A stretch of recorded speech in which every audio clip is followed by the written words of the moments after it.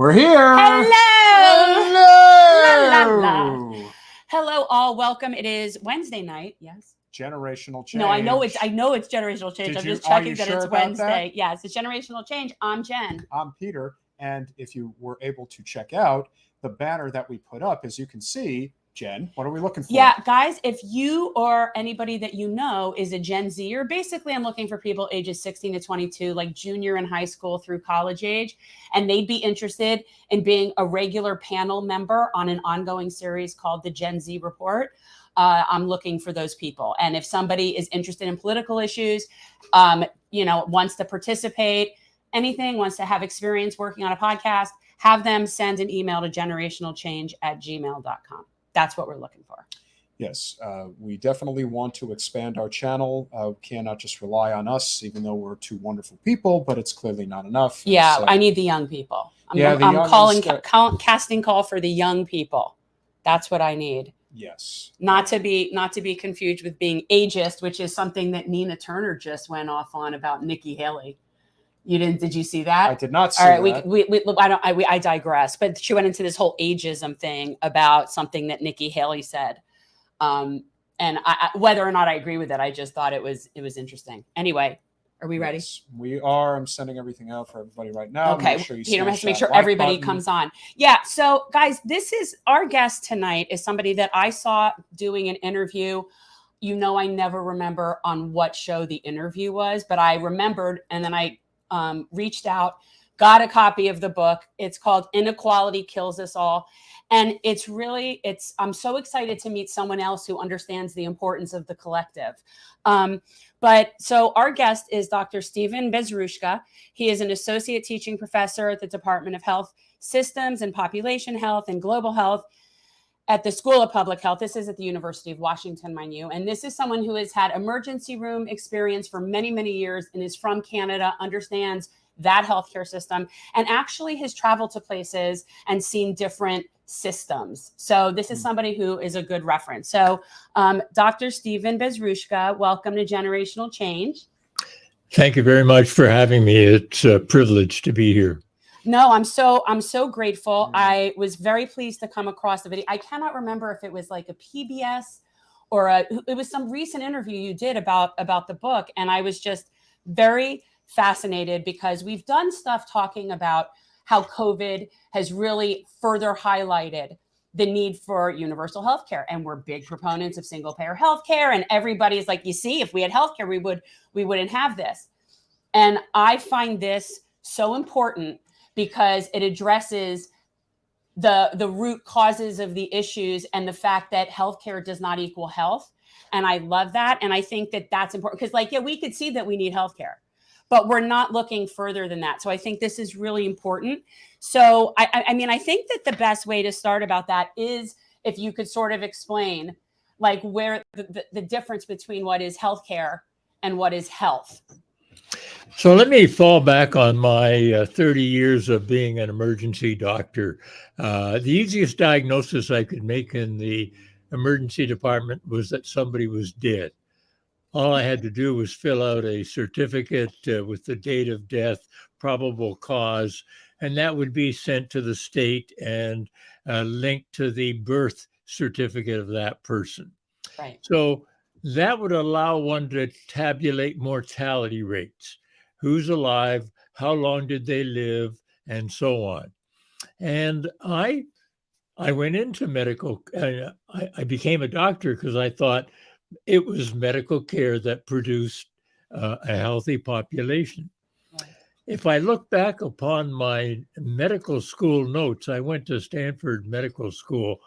Back in 1971, I wrote that in the early 1950s, the United States had some of the best health outcomes in the world.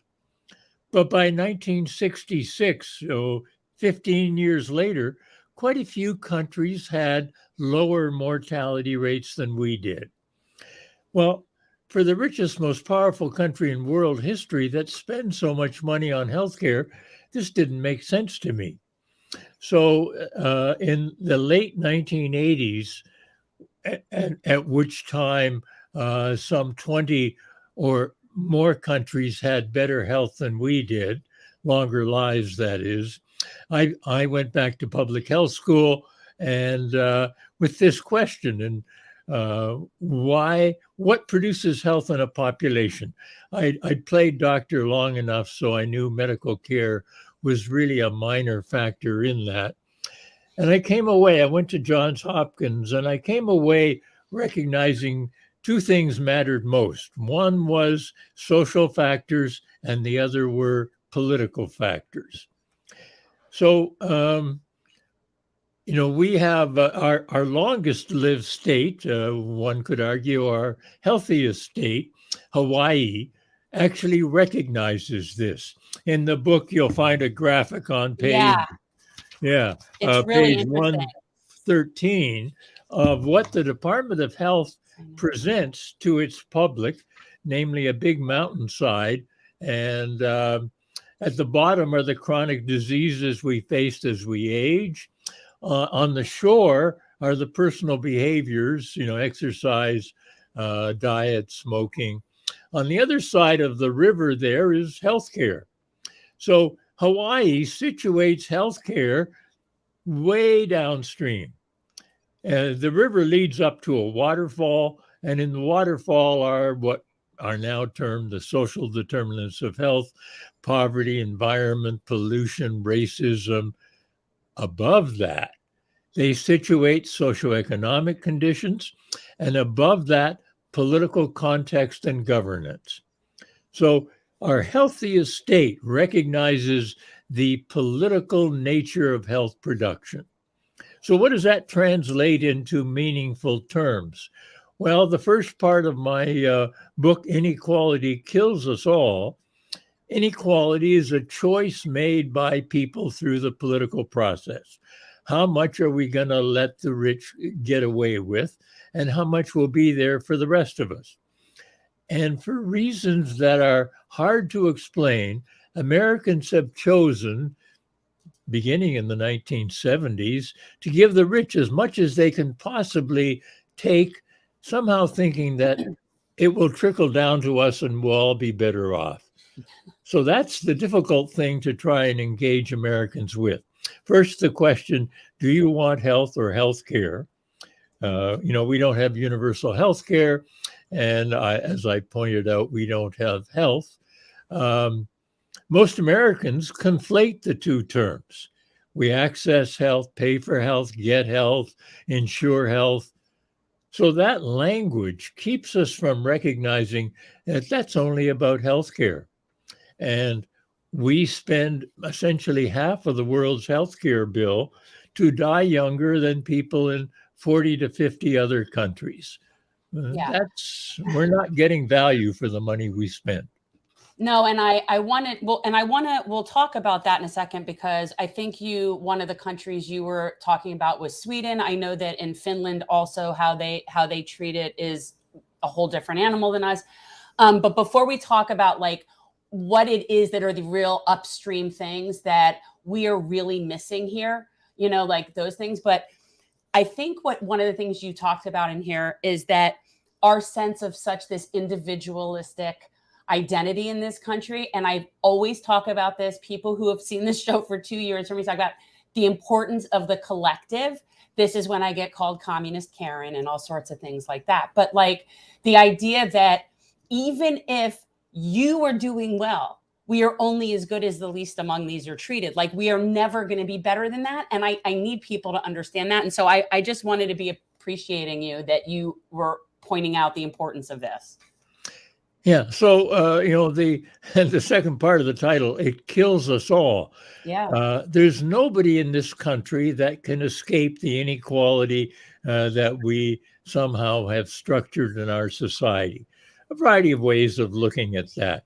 The old person, the longest lived person at any one time, is never in the United States.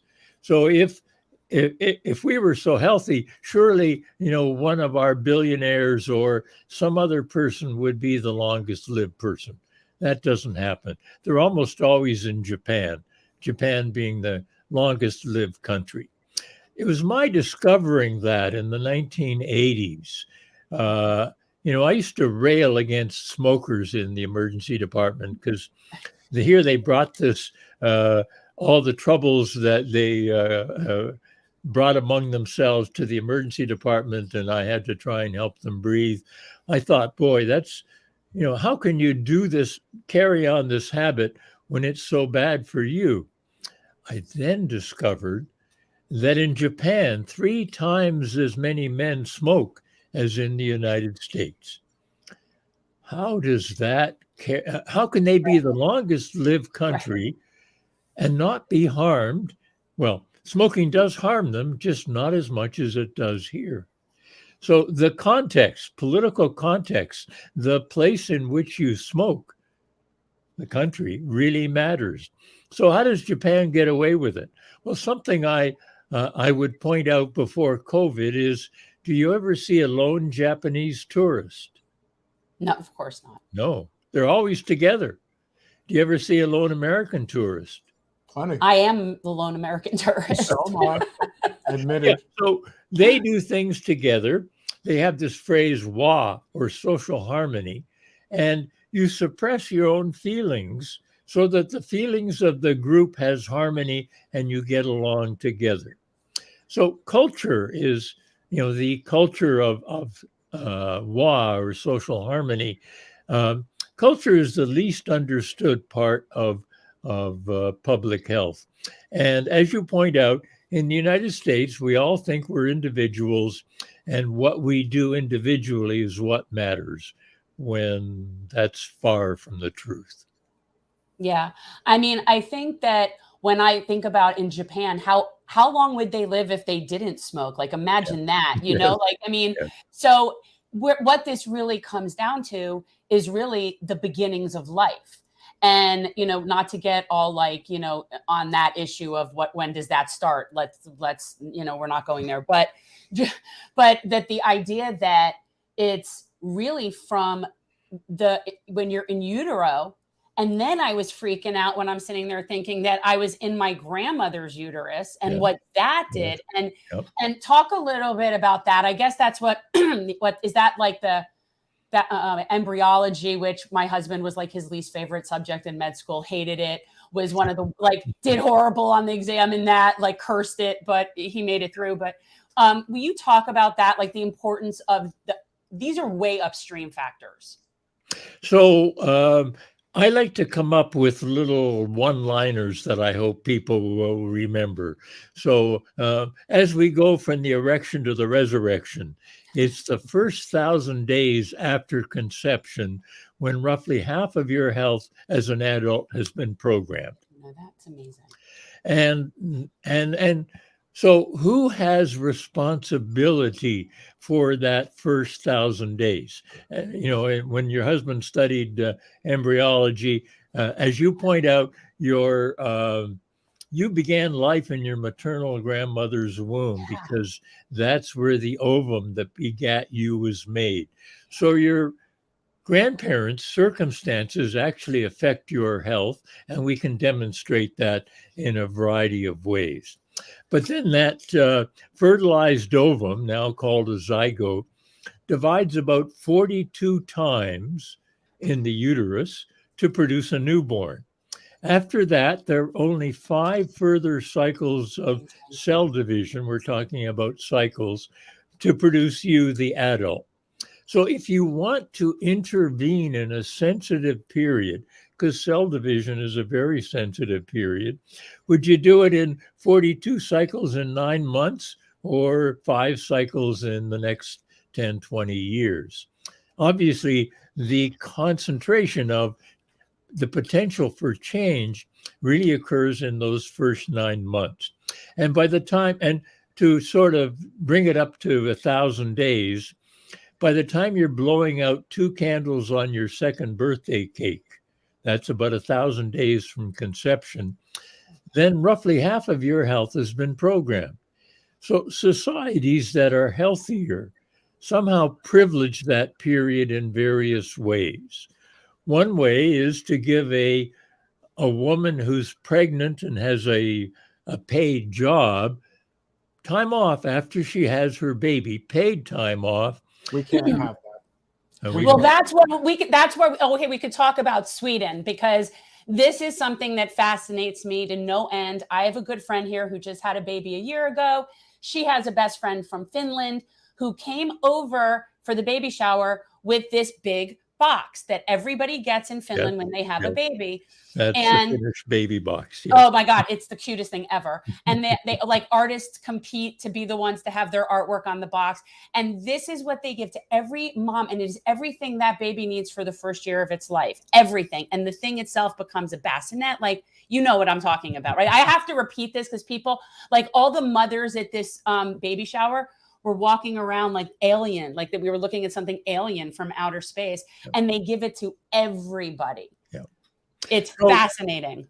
So in the Scandinavian countries, the first year is you're required to take paid parental leave at your full pay. Actually, Sweden, that gives you another 444 days total at your full pay, and the father has to take 13 weeks or something like that. The rest of the second year of your in Sweden is at a lower rate of pay, and it's optional, about 70% pay, I believe. Then in your child's third year of life, you can put your child in a Swedish government-run daycare center that's free. And to work in a Swedish government-run daycare center, you have to have an advanced degree in play. Why? Well, it's a 3-year-old. You got to socialize the child to interact with other children, and you need experts there. So they really have the Swedish government spends more money on the first year of life of a child than in any subsequent year. That's amazing.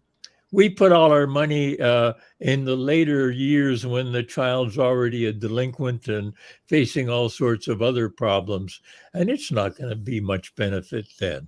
And then, of course, we don't even do that very well. We put all the money on people my age and older in Social Security.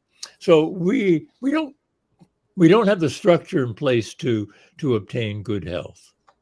No, and we don't really care to, except for, and I think what it really ultimately comes down to, the glaring, most obvious thing is that it's for profit here. And that makes it so that it's never going to be what's in the best interest of the majority of people. It's always going to be what's in the best interest of the owner class. Yeah. I mean, that's ultimately what it is. You know what I'm saying? You can call it whatever they want to call it. So in 2021, we spent $4.2 trillion. That's 18% of our total economy on healthcare. And that's half of the world's total, essentially. That's great. And it's a very profitable endeavor. And it's, but right now there's sort of a crisis in healthcare because a lot of people are burning out and leaving the profession, or hard to find nurses, hard to find a lot of these healthcare workers. How that's going to play out, I don't know. But since the profit motive is so huge, it's going to be very hard to change. And, something that makes me think of, and, in this country, why we have like certain shortages, not only the exorbitant cost of medical school and that people can't afford to go and then they, pay it off for eternity, but the fact that we have so many less primary caregivers, and that everybody, especially, I say this, my husband's a urologist. So, I mean, like it was like almost presumed. I can't even explain it. Like by the time, and he graduated in 97, I think. Yeah, 97. And yeah, it was just presumed like that. It was almost everybody in his class did something that was a specialty. Right. And the hardest specialty to get into turns out to be dermatology. I know. We call it Derma Holiday. Holiday. Yeah, they keep bankers' hours and people pay cash. Yeah, for sure. I mean, this is such a crazy system. So studies show that the if you have a much more primary care focused healthcare system, you have better health outcomes. And, given our tremendous specialist focus, that's another reason that it doesn't work. I mean, overall, medical care is such a minor player in health production. I'm going to be talking to the medical students here in 2 weeks' time, and it's hard to get them to recognize. It's hard to get them to accept that medical care is only a small player. Yeah. I'm speaking with Dr. Stephen Bezruchka. He is associate professor at University of Washington, author of Inequality Kills Us All, COVID-19's Health Lessons for the World. Yeah, I mean, we didn't even touch on that. We didn't even touch on the COVID. Like, this was so much. You didn't even have to mention COVID, and it was still, like, to me, I think that the point was very clear. But anyway, I'm sorry. The American people, we're a selfish culture, obviously, but it gets to the point where you almost have to wonder if people have been so indoctrinated that they're welcoming their own demise. I mean, it was so obvious from the very beginning when this pandemic started. I can actually remember talking to her when she was running for Congress and saying, we're getting shut down. Like, I knew it was going to happen. And I said, it's going to be and it's going to be a lot worse than people think, because our country can't get anything right.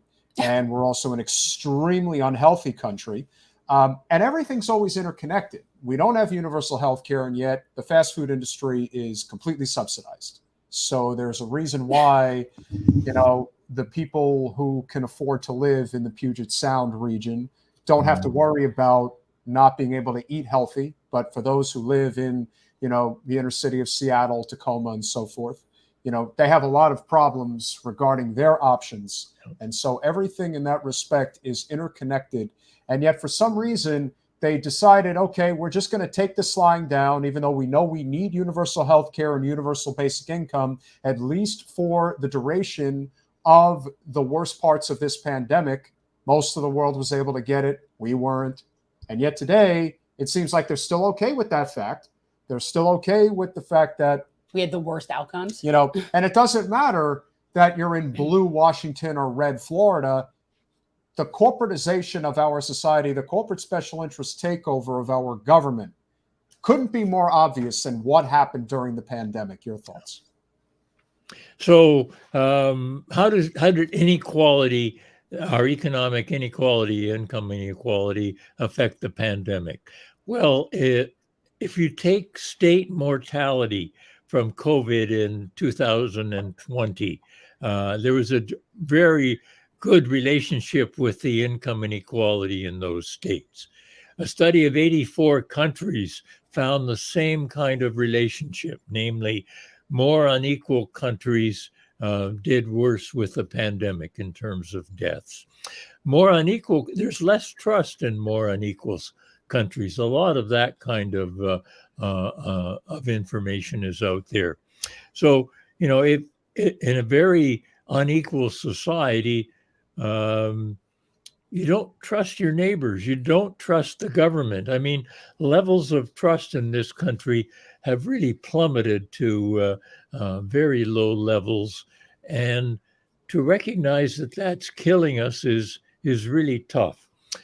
What needs to be done, Americans, when they are challenged to recognize that another country is really doing better or doing things differently, will rise to the challenge. I grew up in the Sputnik era. The Russians launched a satellite in 1957, and it beamed a signal down to us on Earth, and everybody in this country was caught totally unawares. Mm-hmm. And so we were okay. And so what happened with that? Well, we set a goal of landing a human on the moon by the end of the 1960s. And of course, we were successful. So if we recognize the need to rise to the challenge of what other countries can do, we can formulate a plan to do so. Australia, for example, in 2010, it was number 3 in what I call the Health Olympics, the ranking of countries by life expectancy. We're about 44th, according to the latest data. Anyway, the Australian government said, what would it take to beat Japan and become the healthiest country in the world? And they formulated a plan with that goal in mind, but since everything is political and a new administration came in, they sort of set that goal aside. But suppose we had the State of the Union address recently, and it's mandated in the Constitution. Suppose the State of the Union address required us to compare the state of this union with other unions. Yeah. Suppose the president said, well, my fellow Americans, we die younger than people in Thailand or Cuba or Costa Rica, but I'm sure you're fine with that.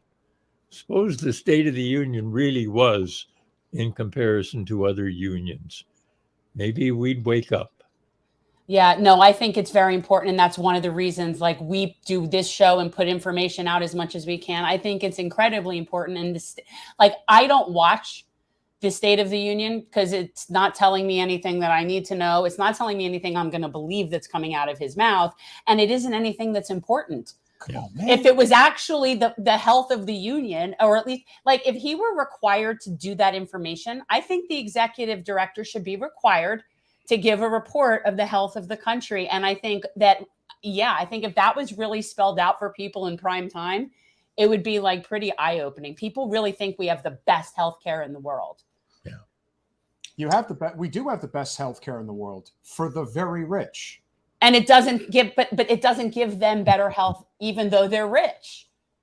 That's right. That's a very hard idea to get across. As a medical doctor, there were times when I harmed people, and a paper from Johns Hopkins in 2017 or 18.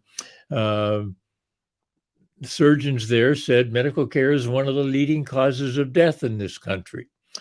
Well, you think our being dead first is hard to get across.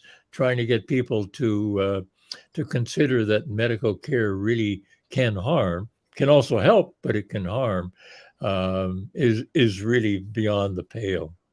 Yeah. And I think something else that we don't account for, even when we're looking at that, is something that you referred to. I cannot remember the phrase. It's sort of like healthy years, quality years that you have versus total years. Yes. Because living with something chronic, explain that, because how do we even account for that in this country? So there's a concept called healthy life expectancy, or disability adjusted life expectancy. Of the years in which you live, how much of it is facing various chronic diseases, the ill effects of diabetes, having had a stroke, various cancers, and so on. So the World Health Organization actually produces that number on an annual basis, and it requires a decision as to which disability is worse. Is it better losing a leg or losing an eye? It's a qualitative judgment, but nevertheless, we rank the same or worse in healthy life expectancy as we just do in terms of lifespan. So, our medical care system does not repair people enough so that we can say that it's keeping us healthy. Same thing is true for happiness. The Declaration of Independence entitles us to life, but as I pointed out, it's not a long life. Entitles us to freedom, but given that we house a quarter of the world's prisoners, that's in dispute. And it only grants us the right to pursue happiness. Remember, that's in the Declaration, and we certainly pursue it with a vengeance. In Seattle now, we have a delivery truck. You'll know which company it is from. It's got a blue body. And they put a new sign on the side of it. Warning, contents may cause happiness. Oh. You know, You know what? Living in Seattle has to sometimes be one of the most disgusting. I don't mean like from a physical sense, like just we have a friend who's a journalist who spent a couple of weeks out there, really talking to a lot of the houseless people, the encampments and the people. Yep. And it's really very problematic where you are. Like it's just, so I mean, disgusting in that way. I think if anybody, for those who still think that this is the issue here is that we just need to elect more Democrats, just look at Washington and California, two supermajority blue states, and it is as difficult to live there as any place in the United States, period. Yeah. So there's a study looking at mortality rates by U.S. state trending from 1958 to 2017 and stratifying by whether the states had conservative legislative policies or liberal legislative policies. And the conservative states, life expectancy improved till somewhere around 1980 or so, and then it sort of flatlined. And in the more liberal states, it's improved considerably more. Hawaii being, of course, right up there as a liberal state. And I think you're from Florida, so yeah. Florida is kind of it's a conservative state, and there's a variety of policies that limit health improvements. But if you look at a map of Florida and life expectancy by county, it shows the economic gradient. The worst health is up in the north where poorer people live, and better health is down in the south where the richer folk reside. Yeah, that was something also that wasn't at all surprising, that map, that even just the national gradient that shows where the darkest circles are. And it is no surprise that it is Native populations and Southern Black communities. Like, talk a little bit about that, because I think that oftentimes we overlook that. And I know that race is not that it's a social construct, but at this point, it's so like in us and how we treat people that this is what has now been caused.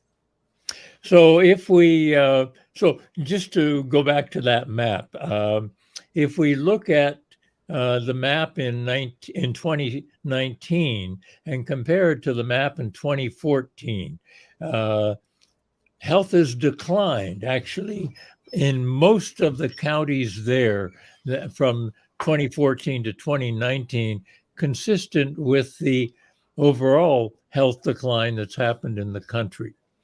The issue of race, racism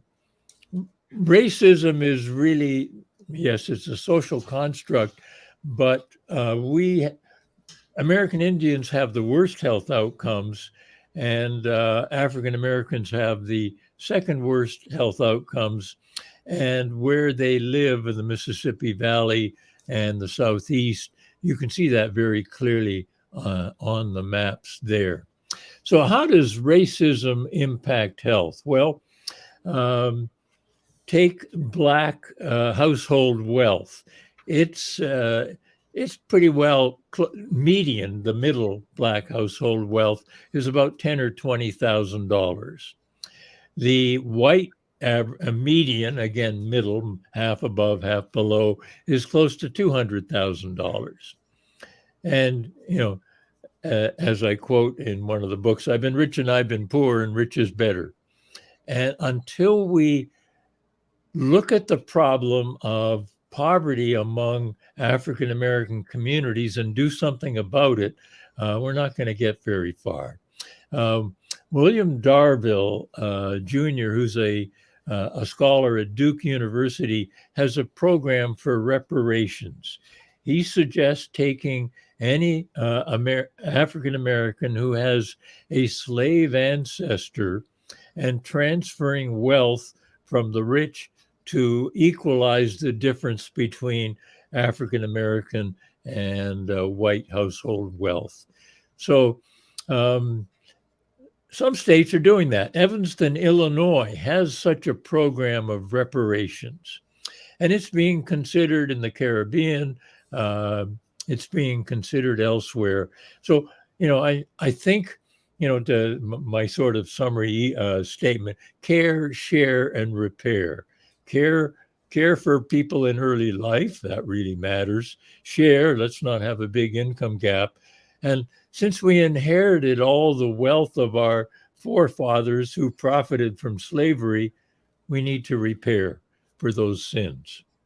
Yeah, something that was really interesting to me was that sort of the anomaly in women that were coming from other countries, and how, like, the immigrant. I mean, that was very interesting, and also the Latino community I thought was really interesting. Yep. But that was something you spoke about earlier, is in Japanese culture, is that sort of like social, like solidarity. But talk a little bit about the thing about how the women who were immigrants that had babies here, that they were still better off. Yes, most studied were African women who came immigrated to the United States, and they looked at birth weights of those babies. African Americans, they have very low birth weight babies and a lot of preterm deliveries. They're not in the womb for 9 months, and their development is compromised.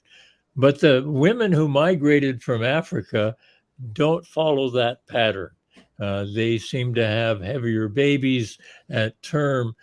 And that's because they haven't been exposed to the American style of racism, and there hasn't been the intergenerational transfer.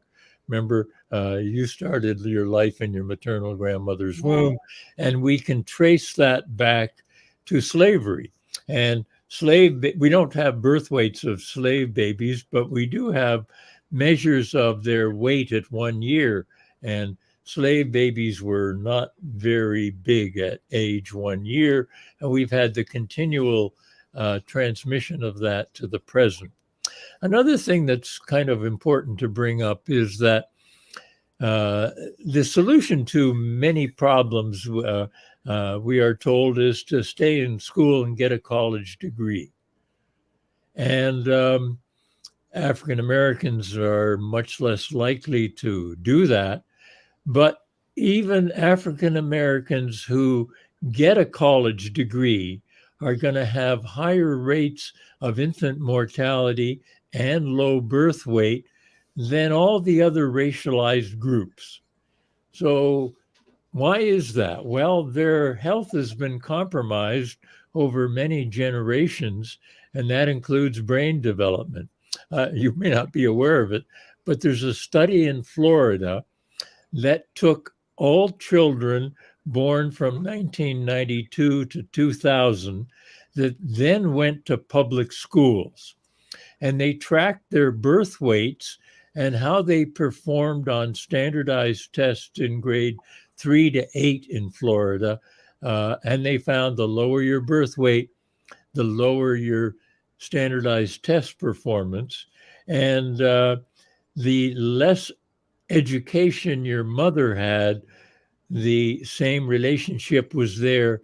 So a mother who wasn't a high school graduate, but a high birth weight baby, was at the low end of a mother who was a high school graduate and a low birth weight baby, and so on up the cascade.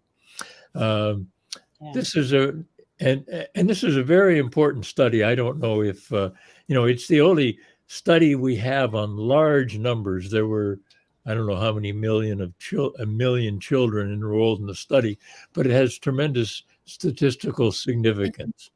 Yeah, I mean, I'm sorry, continue. No, please.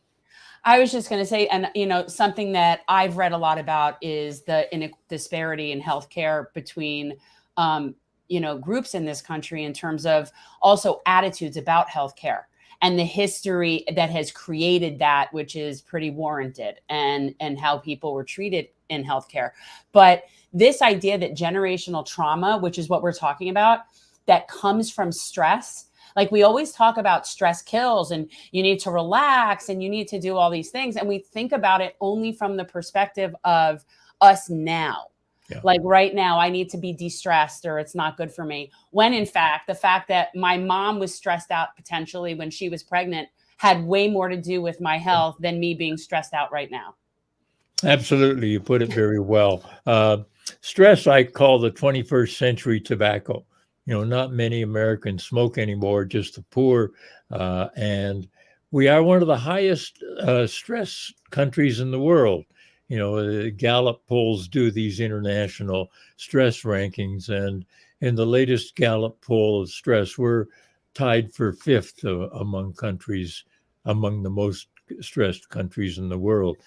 And this, despite all the conveniences we have, our smart devices, remote controls, we can accomplish so much, and yet we are so stressed in doing it. And I think social media has vastly exacerbated that.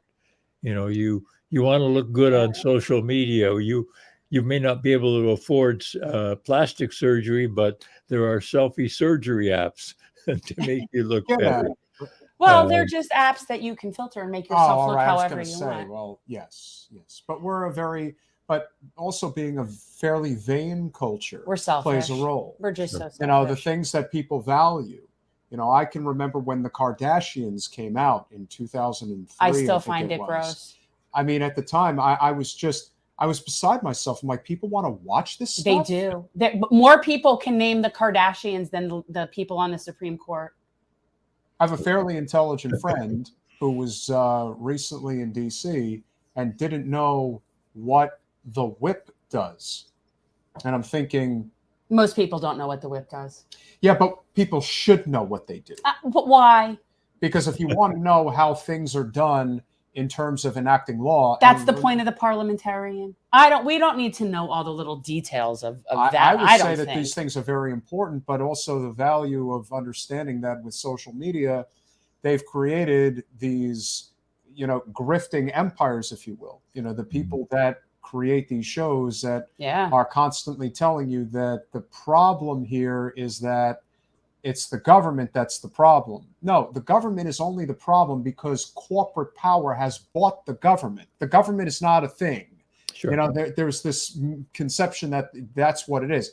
No, the reason why the government sucks in Florida is because of Big Sugar and FP&L and any of the major power brokers within the state that have captured it, whether it is Governor DeSantis or whomever.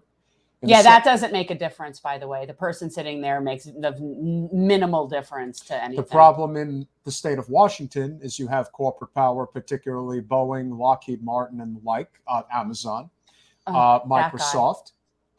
They have completely bought off the Democrats, and the same thing repeats itself. But I think... Oh, I'm sorry. Go on. It doesn't matter who's in charge.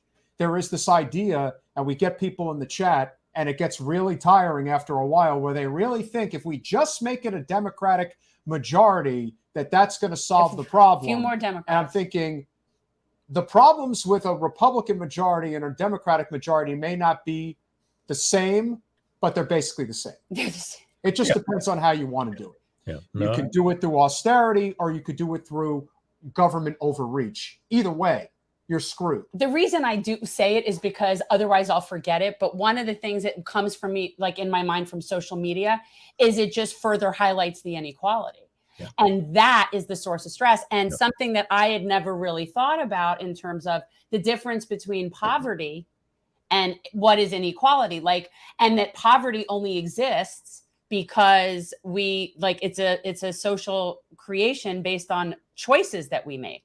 Yeah. So, poverty is a policy choice. Right.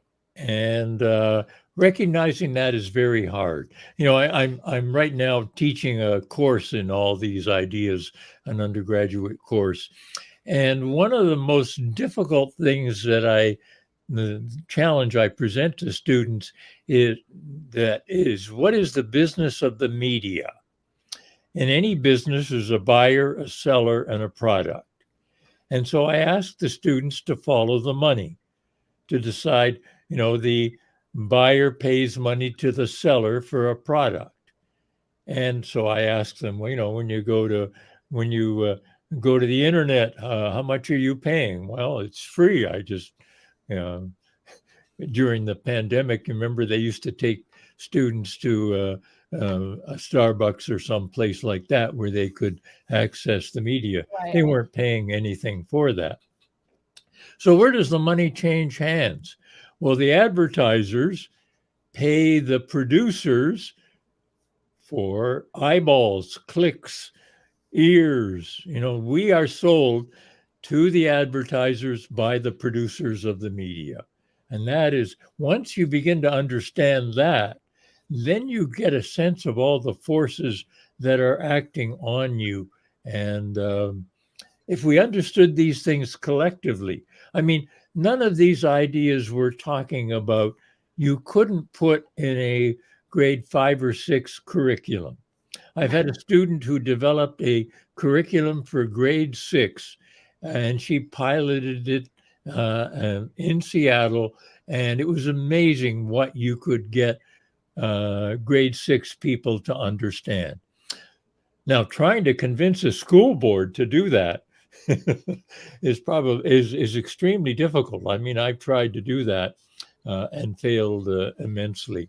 Well, we're in Florida. The fact that school board is an elected position is enough of a problem to begin with. Yes. Being that it's an elected position, the privatization of school was inevitable as a result, as far as I can see. And in our state, it's as evident as anything. We're fighting over what constitutes parts of Black history here. So we're still in sort of what I kind of think we're like in the like Neolithic era here in Florida. We're somehow like in that genre. In the grand scheme of things, if we're being completely honest, it doesn't mean anything. It's just another wedge to try to drive people to divide. Well, that's true, but it is still very frustrating that they do get enough response to this because there are people that are still willing to fight over this. That is what is frustrating. We live in a society today where home ec isn't really taught anymore. No. Arithmetic isn't really taught anymore. Civics is not taught. My students don't have a clue how the political process works. But Professor, they do know how to work a smartphone.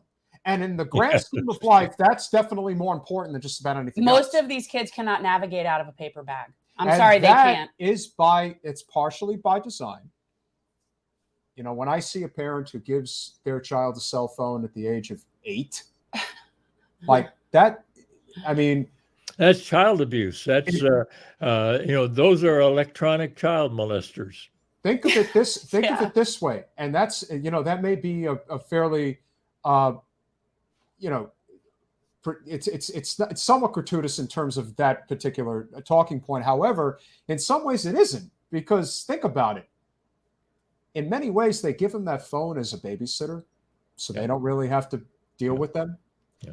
Then there's the element of. I love this is coming from someone with no children, by the way. Just with that, like, just want to give that a purpose. I know. I'm just saying. It's always fun from people with no children. Private universities, especially, liberal arts colleges, they're going to make a killing in the years to come, because what they're going to do is they're going to study the cognitive effects of technology on children, particularly the use of cell phones. Yeah. The idea that you use your cell phone as soon as you wake up in the morning and when you go to sleep at night, and you're going to find that so much of the development that is necessary in the adolescent years is that it doesn't matter if people are eating properly or getting the health care. If we're so caught up in technology, I've always said it's our greatest asset and it's our greatest detriment all at the same time. I'm very thankful that I didn't have this when I was younger. Well, for a lot of reasons, because nobody can prove anything that I ever did. But I'm just like, I'm so thankful that we didn't have that.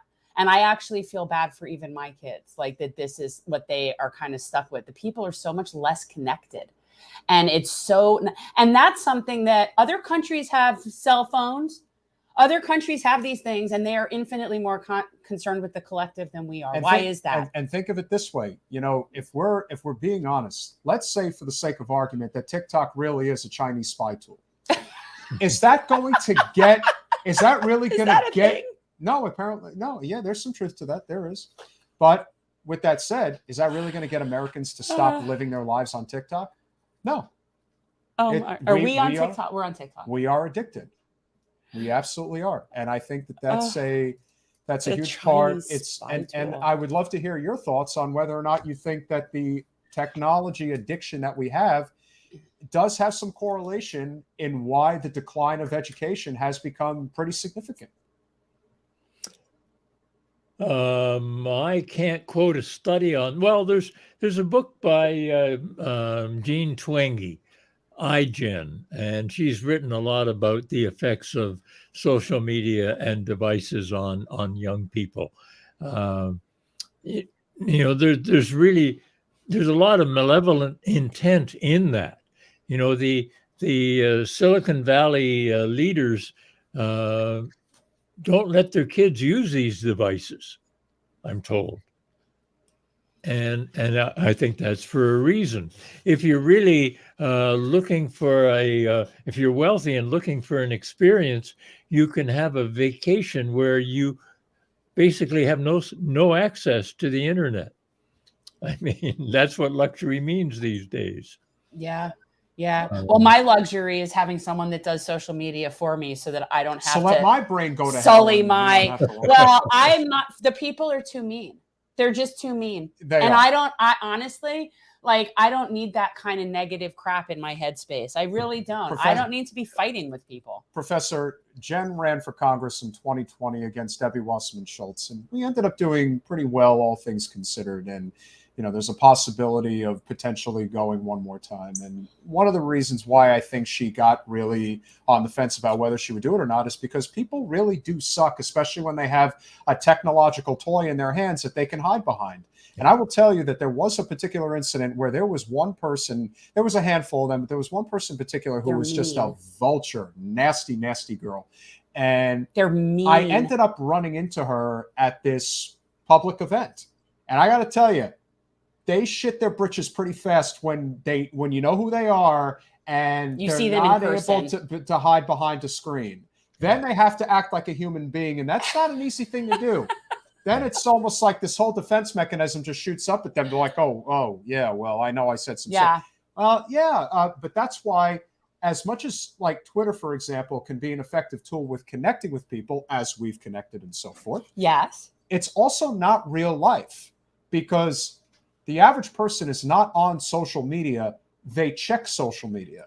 The people that we see that are on social media all the time, that's a reflection of the addiction that the tool actually has. But in terms of the real world, it's not most people. It's not most people, at least from what I've seen. No, I don't think so. And not in most countries. Have you been to Bhutan?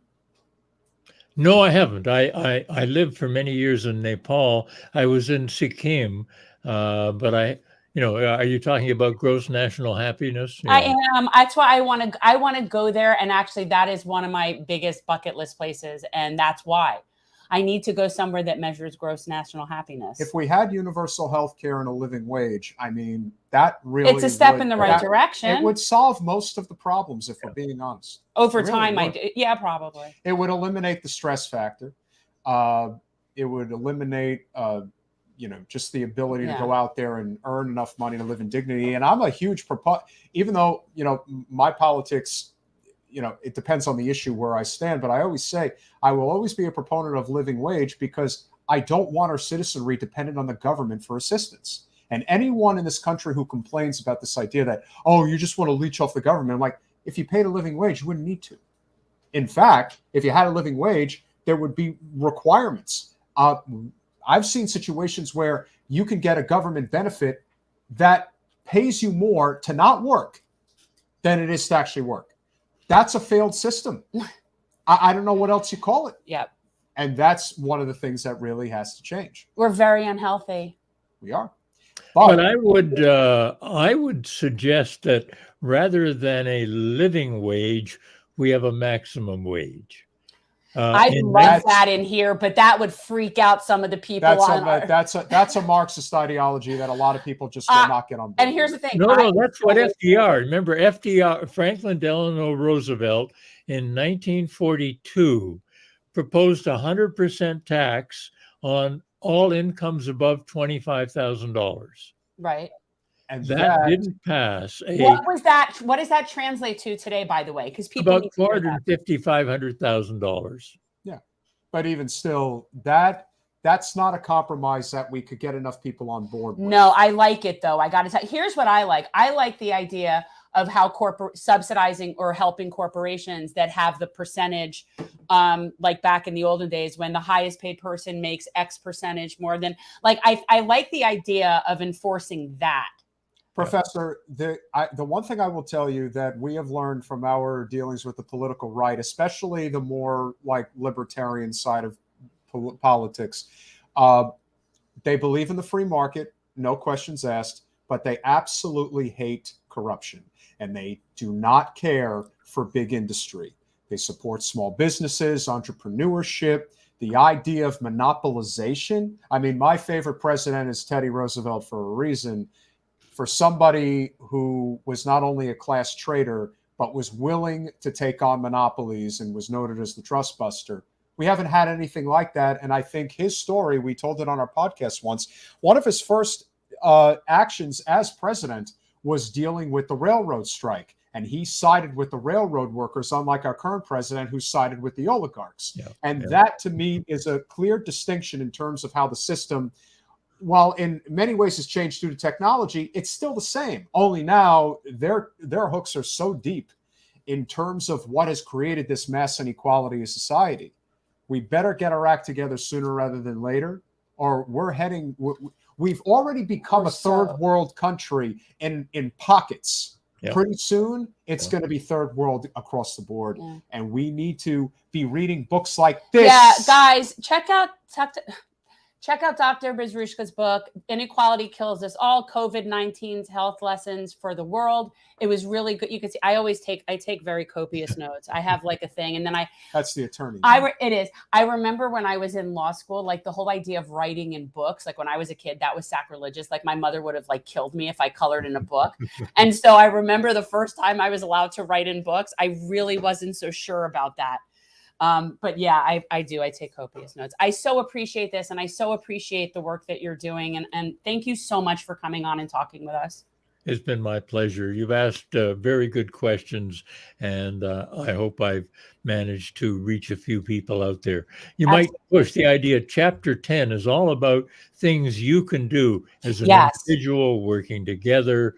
You know, I've tried to amalgamate a lot of strategies for not dying young.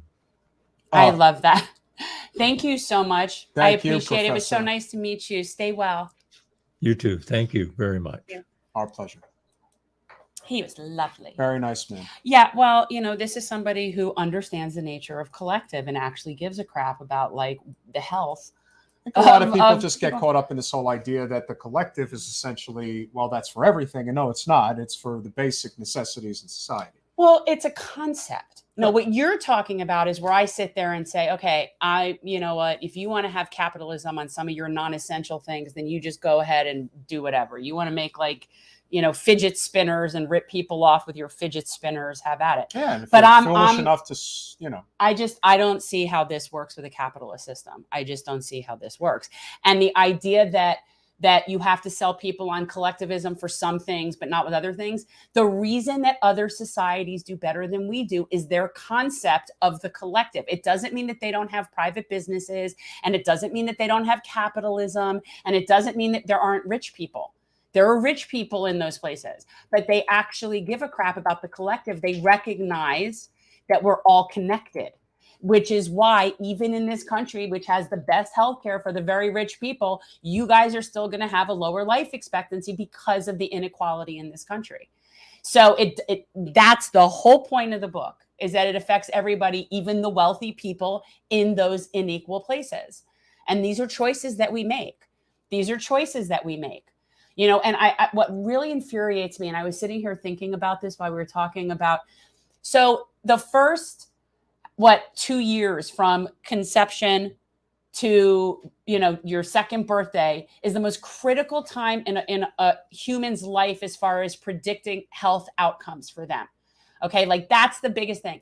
And we have all these crazy nuts telling me what I can and cannot do with my person in terms of conceiving or having or birthing a child. They're very pro-birth, but yet separation of church and well, state? no.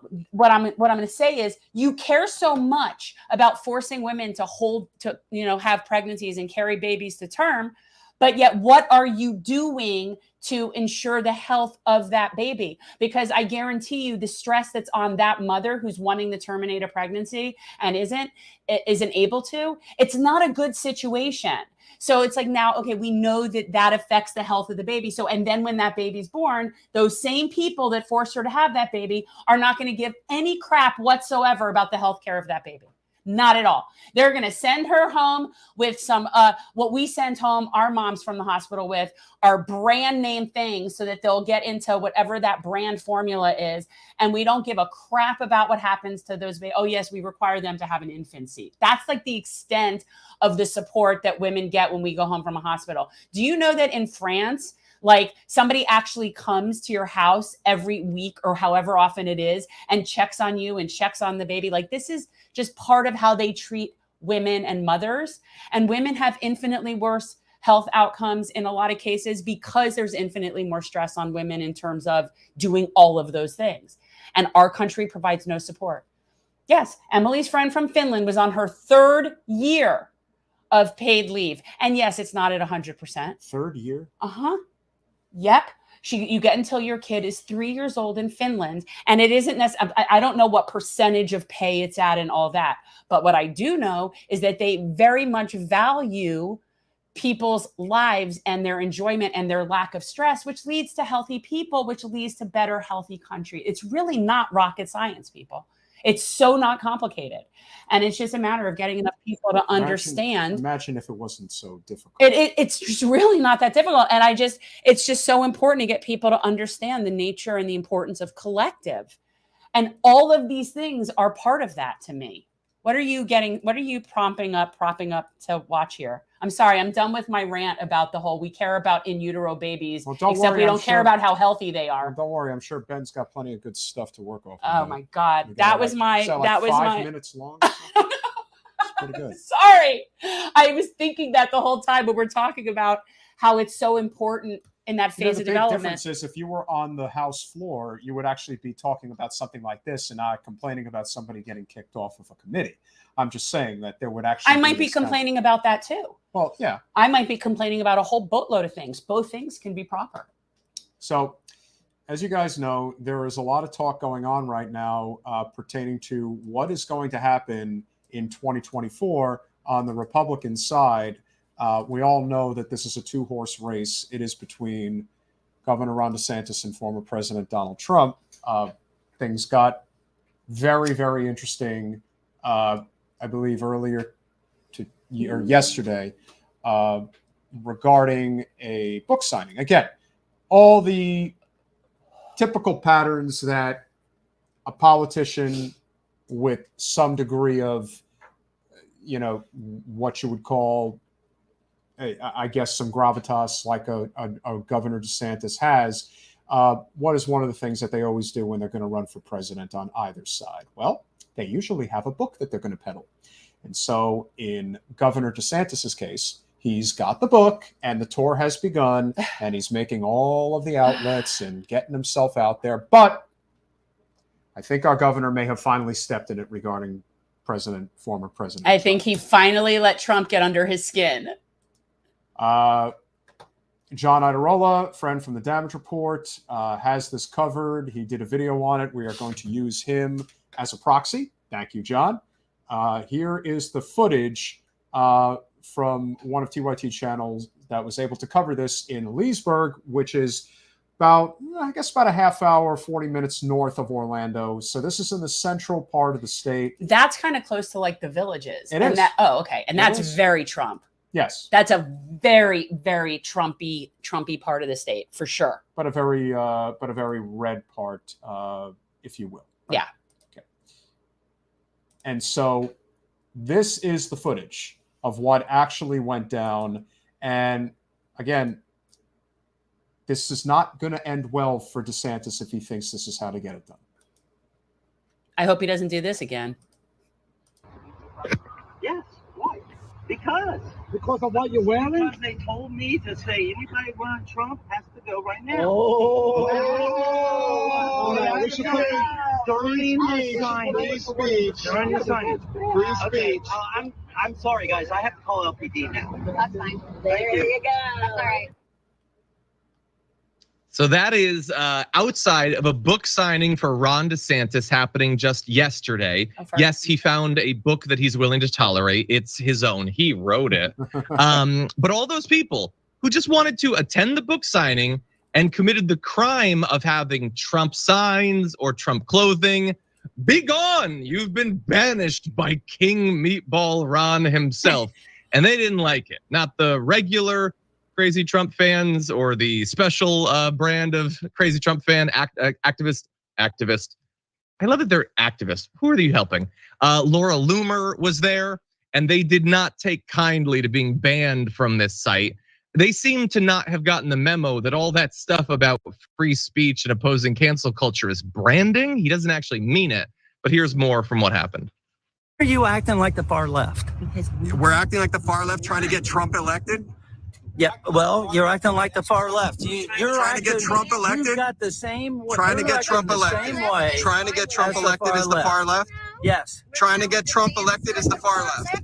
Listen, I am a Trump supporter. Well, but technically, you shouldn't be over there then. I'm doing my job, dude. So are we. So are we. But so you're are we. on private property. You need to leave. You are on private property. You need to leave. Well, technically, that was private property. This works with the Democrats because most of the Democrats are weak. This is not going to work with these guys. No, this isn't going to go This is well. going to get a lot worse. And if now he's going to get trolled big time.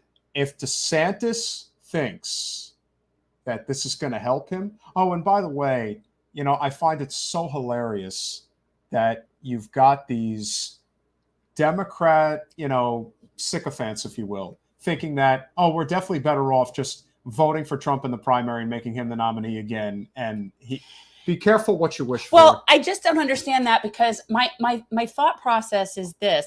Didn't you call that the Pied Piper strategy in the first place? And wasn't that like the reason we were like, I mean, why do they keep trying the same?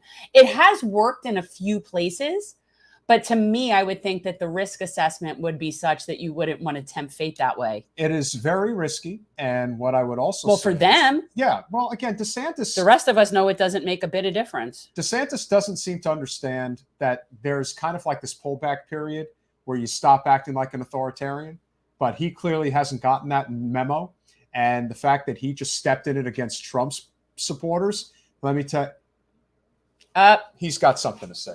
Right. And you know what, though? And Danny did mention that it would be nice to see Byrne. You're totally not going to see Bernie. You're going to see me. And I'll tell you why you're going to see me. It is really great to be here. And I appreciate that Danny wanted to see Bernie. Excuse me. My supporters are really incredible people.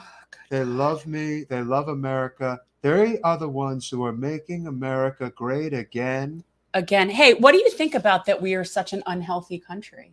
Well, look at me. I'm a totally unhealthy person, but that is a reflection of America. So keep eating all the McDonald's. It's really great. Just asking. It may not end well, and it certainly doesn't come out well. Because we just had a guest that was talking about how unhealthy we are, and he was a very smart person. Is he a rich person? No, I don't. Then he's a terrible person. I don't need to hear about him. Anyway, as I was saying, Ron Meatball DeSanctimonious, we always call him Meatball and Cheese, Meatball and Sausage. We'll figure out one that's going to stick. But it certainly isn't Spaghetti and Meatballs, because he's a really terrible person. He acts like a sleazeball. That's his new nickname. I totally came up with it. Ron Sleazeball DeSantis. What do you think? Is it a good nickname? Really it is. great. I got to tell you, I really am great. very personally, like, I understand being frustrated with the violations of free speech. So and it's also a very poor political move on his part. It's really terrible. He totally doesn't appreciate free speech or the Constitution. He's DeSanctimonious, as I like to say. But our supporters are great people. They deserve all the respect, and I totally appreciate them. You can come to my book signing anytime you like. You just can't come on the golf course. I That's will the say only that, rule. like, your events are definitely very welcoming and open. My events are very fun. They're going to be great. We're going to get them going. I'm pretty sure again. I saw a bounce house. There was a lot of great things and lots of great memorabilia. Trump everything, Trump shirts, Trump hats, steaks, water, you name it. You've got it all. You know what's interesting? It's like if you weren't real and the threat wasn't real, somebody like you would actually be really fun. Like that would be fun and hilarious. But the fact is you're real and it's scary. No, I'm totally fun and we're having a great time. Our events are really great. The people come out, they have a wonderful time, and we're going to keep having a wonderful time. Being part of the Trump train means the party never ends. Come on, ride the train and ride it. Woo, woo. Come on, ride the train, the Trump train. Good to see you. Yeah. Can we talk a little bit about the little interaction that we saw people calling out Joy Behar for specifically saying that the people in East Palestine, basically, they deserve this because they voted for Trump? Like that this was somehow a reflection of, well, you voted for him and then he relaxed the regulations.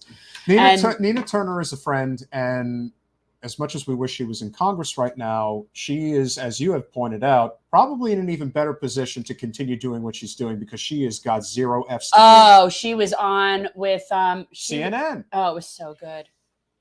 She was so good, and her talking about Joy was really, it was great. Yeah, I never know what it is that I'm watching because it's just always clips of things. So that's why I never remember where I saw the interview. I just know I saw it. What you have to remember about Joy Behar is that she was somebody who back in 2016, I think it was 2016, when it looked like Bernie was actually going to win. And she specifically said to Bernie regarding going after Hillary on the Iraq war, can't you just get over it already? It was already, I mean, if that's not sanctimonious privilege of the liberal highest order, I don't know what is, but she sure as hell represents that. I've often said that one of the things that you have to remember about the way the Democratic Party has changed, and when we hear from people saying, well, the Republican Party is worse, I'm like, here's normal. Normal's here. Or here. So normal's right here. And here's where the Democrats are. And here's where the Republicans are. It doesn't matter if you have either one. You're screwed either way. You're just screwed a little bit less, but you're still screwed. And the people that are truly screwed are so screwed that it really doesn't matter to them. It really doesn't. Like we've been canvassing and on the ground in one form or another periodically over the past 4 years over two different administrations. I got to tell you, their lives still suck. The same people whose lives sucked under Trump still suck under Joe, and the people that are sitting there and arguing about it are people that are in a position that they can be arguing and about I'm still really trying to understand how people think that Biden is a good president or that he's done good things. And I had to have a conversation. I'm so angry right now when you say that. He just fucked labor. How is that a good president? I just had a conversation with a family member. I won't say who. You'll probably guess who. I'm sure I'll know. I think Joe is a good man. Ugh. Like, if that's liberal sanctimony of the highest order. You don't know him. You've never been around him. You've only seen him on television. Is she aware of the crime bill? Is she aware? Well, it's like, in what capacity is he a good man? I would argue that he is responsible for a lot of death and destruction and serious generational trauma in Black and brown communities forever. Well, I'll tell you who's a good man. Okay, here it is, Danny. It's happening. This is for you, brother. Talk about Joy Behar. You've been on with them. What? You've gone on The View with Joy, Bernie. Unfortunately, I don't have a lot of nice things to say about Joy. She is somebody who unfortunately has had me on The View. Yes. It's a morning show that, Jane watches every once in a while. I don't personally care for it. I think it is way below her level. I'm just saying. Look, it's not my cup of tea, but I go on there because apparently a lot of ladies who vote end up watching that show during the daytime. I mean, they have, free time. That's wonderful. But the thing, unfortunately, regarding Joy Behar that is a problem is that she had me on her show and asked me why I go after Hillary Clinton, Secretary Clinton, about her vote for the Iraq War. And she asked me to get over it. No, unfortunately, I can't get over it because we have endless war. We are never going to get where we need to go as a nation if we continue to have an overly ridiculously large military budget. I do what I can with the limited options I have, but we must recognize that there is a genocide in Yemen. There is endless war in Syria. And if we are not careful, we are heading for endless war in Ukraine. When I saw President Zelensky make his speech the other day, saying that we are now going to have to get American troops on the ground in Ukraine, that is World War III. There is no coming back from that. So we must recognize as a country, as a nation, we are going down the wrong path if we do not find a way out of this quagmire, as I like to say, with the endless wars, and especially this war between Ukraine and Russia. I actually think that if we're going to get involved in, having, boots on the ground situation, and I've thought this for a very, very long time, that as long as we start with all of the children, grandchildren, and great-grandchildren of Congress, that they get shipped off first, then I'm actually okay with when they make the choice to get us involved in wars. That's my thought. So if we send their kids first, why don't you acknowledge MMT? But I thought Stephanie Kelton was your advisor at some point. I do acknowledge MMT. I do understand that we are a nation with a Federal Reserve. We are able to print our own currency, and that the Federal Reserve, as is macroeconomics, the federal level money is different. We can print our own money, whereas at the state and local level, you have to balance the budget. So I am for universal health care. I am for a living wage, thriving wage. I am for labor. And you are definitely for parental leave. We just talked about that with our guest, the importance of the women and men being able to stay home with babies. The nurturing of our children for generations to come is very important. Yes. So when a child is born, they must be taken care of properly. And if not, they unfortunately are looking at a not so bright future.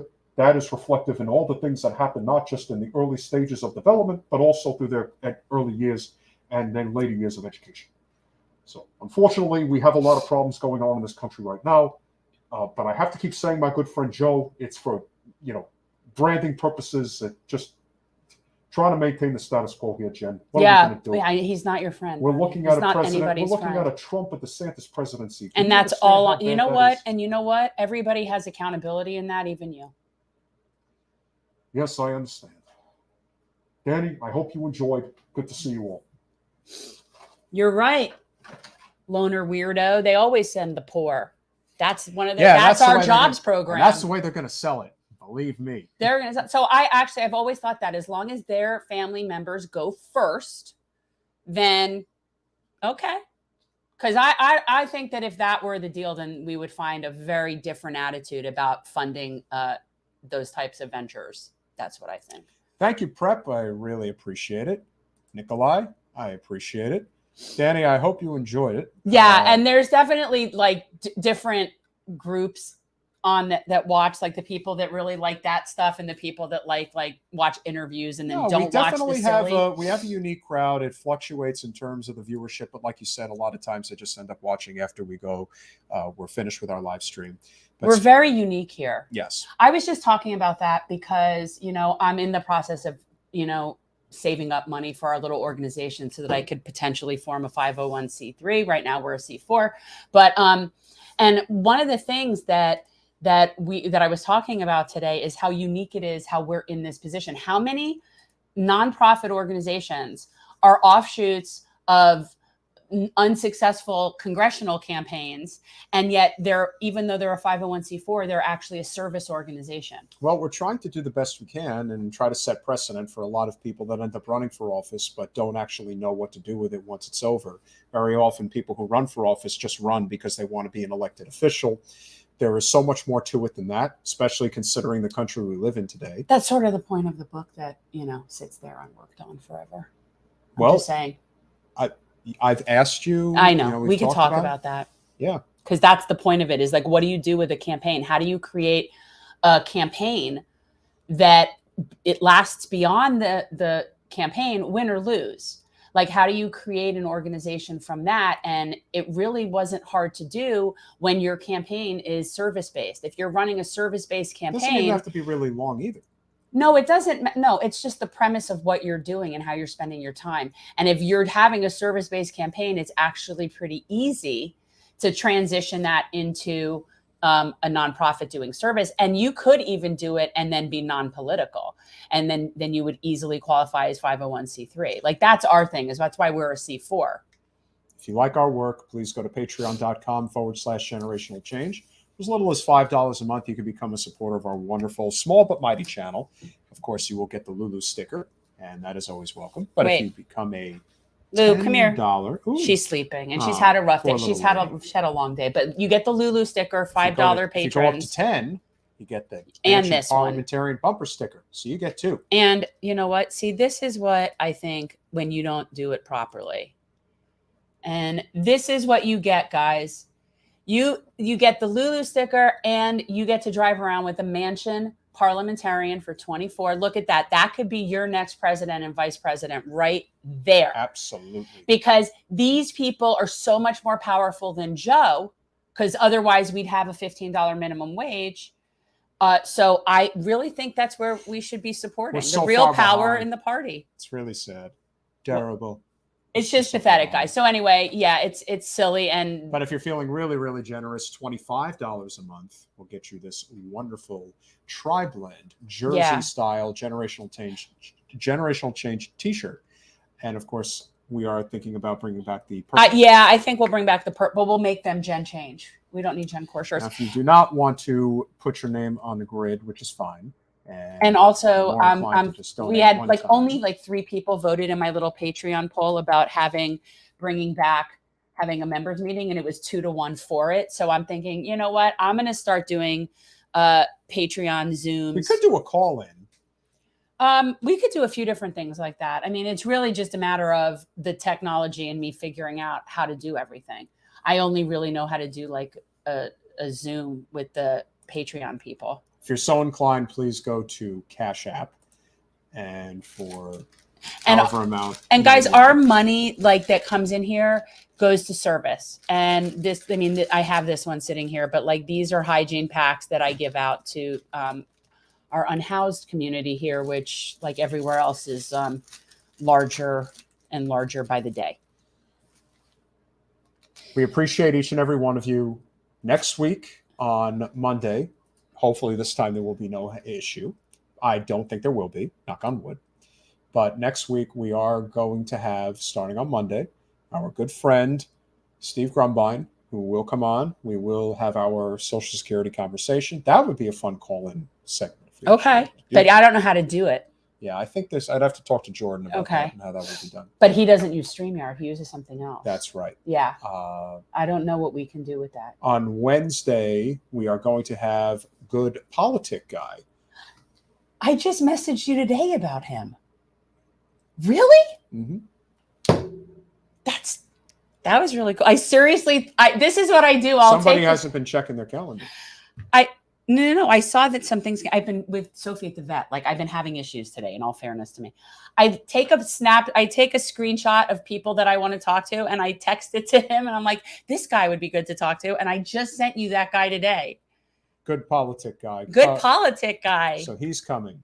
The following week, we will have. I did see that you had the Workers Strike Back. Yes, Workers Strike Back is going to be coming on. I want to say on the 13th. Okay. Who's coming? Is she coming? Don't know. Is she coming? What if you put it out there that I'm a real big fan, and it would be really cool to meet her? I'll just ask her. I'll see. But I'm not. And if you guys are not talking about Shama Swant. We're looking to bring back The Amazing Atheist.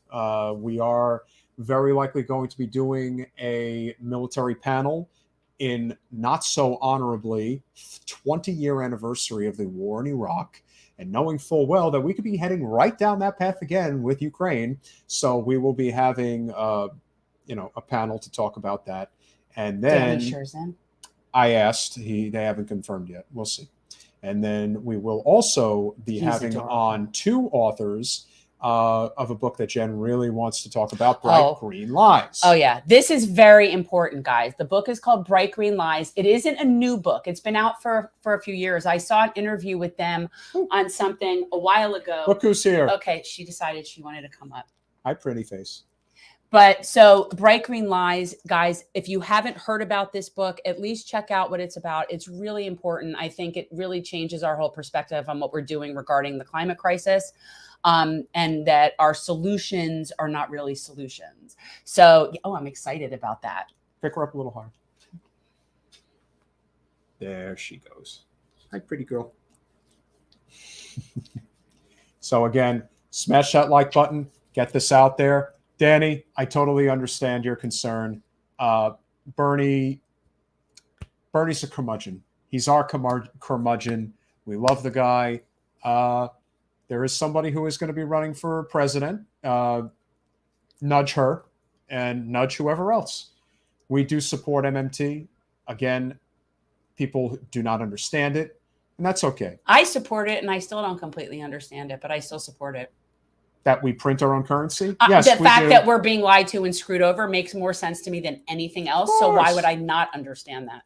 I at this point, it's anyone blatant. who says that you have the money to print in order to spend on endless war, again, the amount of money that we have spent on endless war, I already know, could cover for 2 years tuition-free public college and trade schools. I don't know about you, but I think that would have a lot more value. Give me my sticker. Give me the Lulu sticker. She's right there. See, pretty? Hello. She's considerably older than when she first posed for this. Just kidding. She never posed. This poor lady. But we appreciate you guys. Thank you so much for your amazing support. And we'll see you Monday. Bye, all.